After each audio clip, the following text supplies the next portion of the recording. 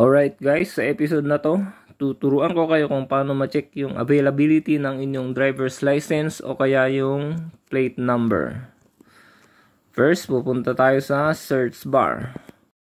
Pagpunta nyo ng search bar, check na yung LTO tracker. Ayun po sa unahan. LTO tracker. Ayun, open nyo po. Okay. Disclaimer daw for foreign clients. Our foreign clients are not eligible for this service of driver's license. Yung driver's license, nakuha ko na po. Kaya dito tayo sa plate number.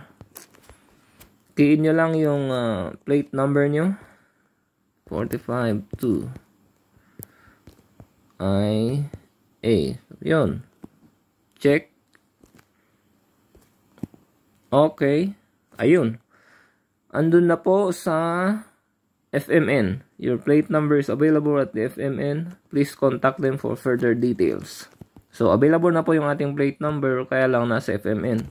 Hindi ko lang po alam kung asan yung FMN na to. Dito naman po sa driver's license. Ganun lang din po. Lagay nyo lang yung license number nyo, birth date, tapos, ayun, check nyo. Ganun lang po kasimple. Thanks for watching.